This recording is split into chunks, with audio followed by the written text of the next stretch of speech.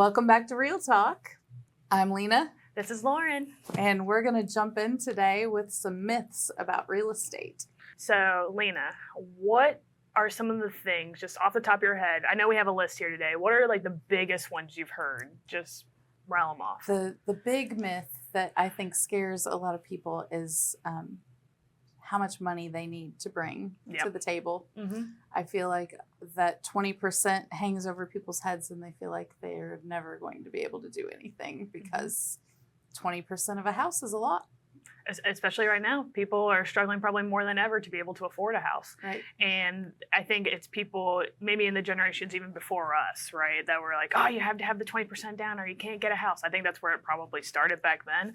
Well, and 20% is a great thing to have because if you do put 20% down, you don't have to pay that PMI that nobody wants. But I think it's also worth noting that PMI might be $100. Is $100 a month really worth keeping you out of a house? And I've seen it as low as $50. So depending on your price point and what that's going to cost you, is it worth continuing to rent and pay the mortgage for somebody else instead of buying your own? Yeah, I think that probably is the most common one that we usually hear every day. I think the one that I've been hearing a lot of, especially this week, is stuff with the Fed. And they're like, oh my gosh, they're like, they finally cut the rate. And it's like, well, is that actually going to affect our housing market? I don't know. Yeah. So it affects everything in some small way. But yeah, my husband's a financial advisor and I'm in Realty. And those two, the Fed rate actually does different things for us. So it doesn't automatically reduce the mortgage interest rate, and it doesn't automatically make the stocks go high, but it does improve the economy overall. Yeah. What happens when the rates go lower, though, Lena? When the rates go lower, there's a lot of competition. Which then leads to what? Prices go higher. Prices go higher. I think right now, I've seen rates sent to me, as many lenders like to do. I've seen it as low as 5.5% FHA. Granted, that's not everybody who walks in is going to get that rate. It's how great is your credit? And maybe we'll give it to you. But so I don't think we're in a terrible crisis of interest rates right now. I think historically things have been balanced, around like 5-6%. So we're kind of sitting right in that place right now. So. Yeah, and I mean, 6 is pretty good if you look over a long span of time. They've been much higher. So yeah, if you're getting in at 5 or 6%, it's a really bad reason to not buy a house.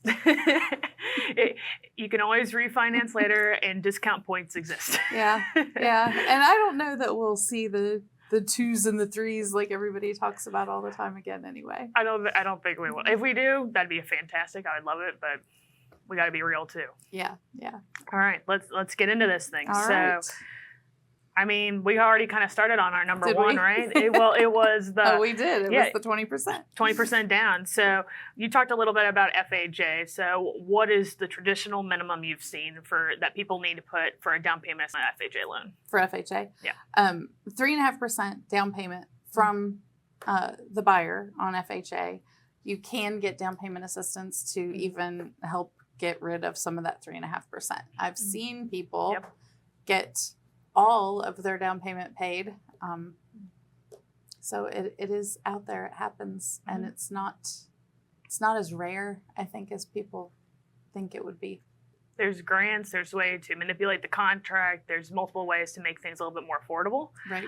What about like VA USDA? They can get in at 0%.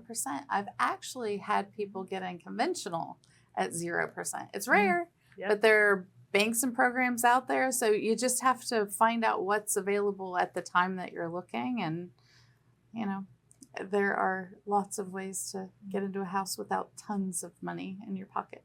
I wouldn't say you need no money. Yes.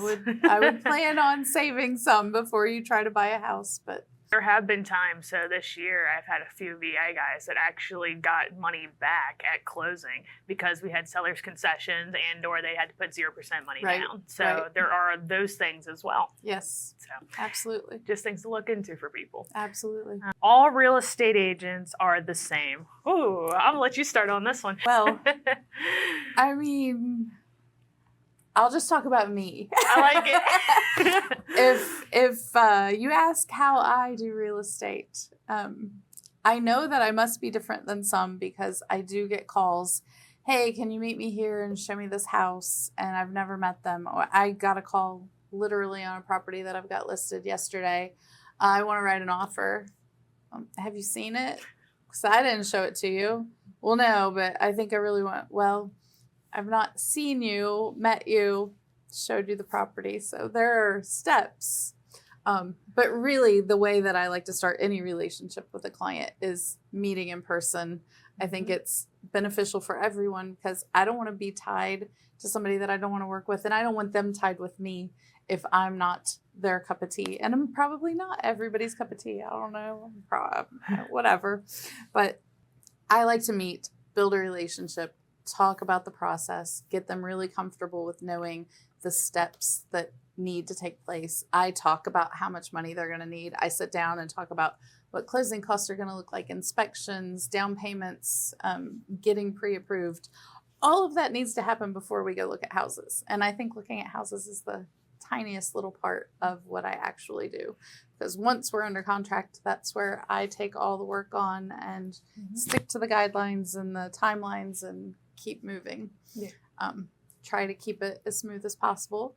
Sometimes it's not perfect, but I try to not let them see the imperfections that are happening behind the scenes. Yeah, make it feel as easy as possible for them. I think there are a few good things that what you said in there. One of them being that you're like, you might not be their cup of tea. Mm-hmm.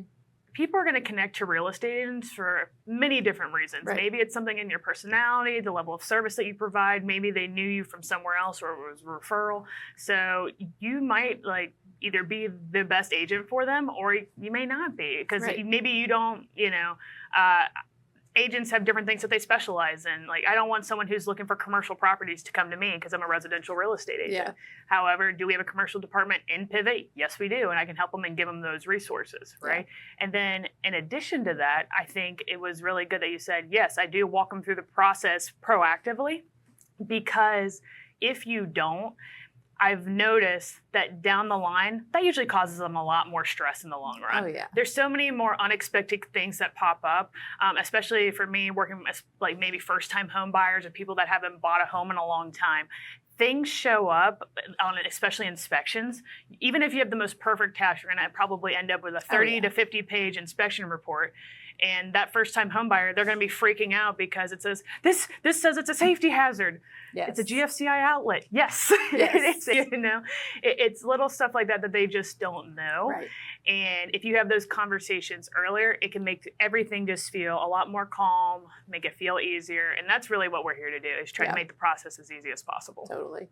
Yeah. Inspection day always comes with a warning. This will be the day that you hate the house. Try to remember as much as you loved it last week when we put the offer in, and I'll walk you through it. And we'll ask the inspector lots of questions. And then also know that if we find something that is detrimental to you, usually most deals should stay together, right? But if they don't, and it's something where there's a giant sewage leak and they're not willing to make a $50,000 repair and then you'd be stuck with it, well, okay, we're good with helping you get out of that situation as well. Yeah. Right. Yeah. Spring is the best time to sell a house. I don't know. You take that first because I have a different take than most on that one, I think. I think for me, I think it's one of the good times to take it. I don't necessarily think it's bad. I think that any time can be a good time to sell a house. And actually, I've had times, even in winter, where my houses have gotten significantly more because there's not as much on the market and the buyers don't have as many options. Right. So as a result, I've actually made more sometimes during the winter and even kind of going into these later fall months. Yeah. Mm-hmm. I think especially when it comes to first-time buyers, so if you're selling a house that is going to be something that a first-time buyer is interested in, we kind of know going in, price point is everything. So if you know that it's going to appeal to first-time buyers, they're going to have a much easier time buying the house later. So for a buyer, definitely I don't think spring is always the best. Correct. If you're limited and you need concessions, meaning closing costs, we'll probably talk about that later. But if you need to sort of negotiate that contract, spring might not be the best time. Not that you can't look, but you're going to be looking at things that have sat on market a little longer. You're not going to want to jump on day one of something in the spring because they're going to have more people looking. That said, I think we're coming into a more balanced time. I'm seeing things sit, even though it's still a hot market and things are selling. It's like 7 to 14 days is what I'm seeing in like our overall area. I don't do Cincinnati, so you might have a different. It speaks about the same. Okay. There are some that are especially if you have a condo right now. Some of those are sitting for months even because there's so many condos. Condos are definitely sitting. I closed on 2 in this last week, and we were talking with the listing agents on those about how long they had sat and trying to figure out why. Because a year ago you couldn't find one. So, yeah, I think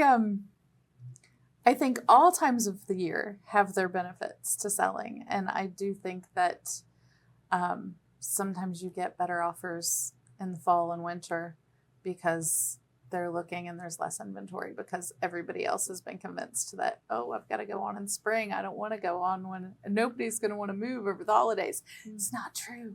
People do it all the time. And then I'll play devil's advocate a little bit. I think the reason that people think that way is because that is the myth. Yeah. So they're like, well, if I put it the market now, I think buyers even might have that in their head that spring's the best time to buy a house. Yeah, right? 100%. Almost every client I've ever talked to. Oh, well, I should probably do something in April or May, right? Why? Tell me why. What do you need to do? What's your goal? Because that should really indicate when you need to sell. Like it all comes down to what are you trying to do? Are you building? When's that house going to be done? Are you moving for a job? Well, when does that start? What's the reason?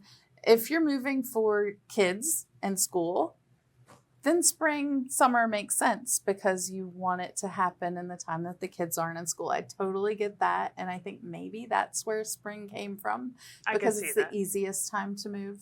There's not so many logistics. I mean, maybe because I think about me, I just bought my house this summer. Guess what? That's when everybody's going on trips. And sometimes realtors even go on trips or the title or the inspector or whoever might be gone. Absolutely. And it might be hard that way too, which those are more so things that we handle rather than what our clients will even feel. Yeah. But for me, and then I actually ended up having to like move everything super quickly once I actually got into my house. So it's really whatever time is best for you. That's when you should be buying or listing a house. Exactly. Do you want to talk about renovations or listing prices? The listing price is non-negotiable. I don't know. Do people believe that? Do people see a listing price and think, oh, I can't negotiate that, so I have to pay what they're asking? Does anybody believe that? Let's ask him. Does anybody believe that? Comment below. Do you think that people actually believe that? I think most often no. There might be some really young buyers coming in and think they see a 250 and it's got to be 250, but I don't think most people actually believe that. I don't know if that's the myth. I think, on the other hand, a lot of people think they can go in and ask for a ton lower than the listing price. Yeah. I also have a lot of clients, I don't know if you've run into this, but they go, well, when we're pricing it, I can always come down, but I can't go up. Both of those are false because you can go down and you will go down if you overprice. It will sit. And I guess if people do believe that it's non-negotiable, they're not even going to come look at your house because it's too high. And anyone who has a realtor that runs comps will tell them, hey, that's too high. We'll need to wait for them to lower their price. So then you're just sitting there with no action at all. And then when it's sitting there, people are just wondering, well, what's wrong with your property? Exactly. And even though nothing's probably wrong with it, unless, there's some small repairs or cosmetic things you need to do, right? It just might be sitting because it's overpriced. Well, I tell people every day that it's on market, the people walking through your home are now looking closer and closer for what's wrong with it versus finding the pretty things that they really like. We want them to come in and find the pretty things that they really like. It's our job to look for the problems, but we want all of the buyers to come into a listing and look at the things that are good. And the more it sits, the more they inspect and find flaws, even very minor flaws. even things that are just cosmetic that they don't particularly like because it's not their style. Now they're like, oh, well, this and this needs change and I have to do that. And so I only want to offer this. And they think you're desperate now because it's been on the market for 30 days. And what are we going to do? We're probably going to accept a lower offer. Tell people too is the market dictates the price. It doesn't matter how you feel about it as a seller. It doesn't matter how I feel about it as the agent. The market will tell us what it is based on how many showings we have, how many offers we receive, what are those offers for. And also we generally get feedback from other agents where they'll say like, this is our opinion or my client's opinion of what the price or what this house looks like or what you should do to like change it to help it sell essentially. Yeah, definitely the number of showings and the number of offers should indicate what you need to do right away. And waiting more than 7 days to make that change is a bad idea. Almost always. There's always exceptions to every rule, but yes. There are those unique properties and things out there that just literally, like so many clients say, you just got to find the right one. Sometimes that's the truth, but usually if you price it right, there's way more than one person that would buy your house. Right. So you should renovate your home before selling. I'd ask them first, what's your goal? Yeah. And when I have sellers who ask me this, I typically say, let me come in, look at it. I'll do an as is comp, and I can do if you do all these repairs, this is what it's going to look like then. And a lot of times it's not that different. Some of the renovations that people want to do are like, I think I should change this floor to a different floor so it looks newer, but there's nothing wrong with the floor. Don't do that. Don't do that, because the next person is not going to have your taste anyway, and they might like that first floor better. So and also like cost reward, because I had someone put in a brand new like central like air system. They were only there for 6 months. I'm like, well, you just spent all that extra money putting this in, where you could have just been probably profiting that because you made all these other updates as is too. Right. Now, is that something still probably good to put in there? Sure, of course, it's going to make them some money. Air is a good thing. Yeah, but all the time that it took them to actually put it in there, all the hassle of it all, they might have been better off just waiting. Yeah. If what you have is working, and it's not going to show up on an inspection as alarming to people, I think typically you don't need to. Now, if there's small fixes, if you're like me in my 20s and my first house and every room is a different bright color because I liked the way it looked, I'm probably going to say, hey, can we just paint a little bit? Even just the public spaces, and leave the bedrooms wild and crazy if you want to. But the more you can do to make people feel like they can come in and make it their own. I think most of that wouldn't fall under renovations. No. Paint might, but just depersonalize, declutter, get your stuff out of the way, let them see themselves there. Yeah. That's usually. Now, if your roof is bad, if you've got a foundation issue, which actually there's a really good story I've got about that. I had a FSBO who had his house on the market for a long time and couldn't figure out why all these people were making offers, but like we're talking less than $100,000 offers. And he was frustrated. So he let me come in and talk to him. And I looked, and there was a significant problem with the foundation. And I told him the truth. It was a hard truth to tell him, but if I list it, I'm only going to list it at that much. Or we could get somebody in here, look at the structure, figure out what the fix is, and then we list it as a fixed property, and this is your number. And he made the choice. We got several contractors in, steel beams across the basement, did all the things he needed to do, trenched, water, all of it. And we sold it in 2 or 3 days, had multiple offers, got over asking, and he was thrilled with it. And that was a case where it's hard to say, you're going to need to spend $20,000 to make 80, but was it worth it? Yes. Yeah. So there are those cases, but they're rare. Generally, rule of thumb, if it's something that we know that a buyer is going to be asking for anyways, where it's something system related, or it's especially because some loans require that certain repairs be made. If you make them up front, amazing. Right. It just opens up your buyer pool even more. Absolutely. Perfect. Well, those are the 5 we wanted to talk about today. Come back next week and we'll do 5 more myths about the real estate industry. Hope you enjoy them.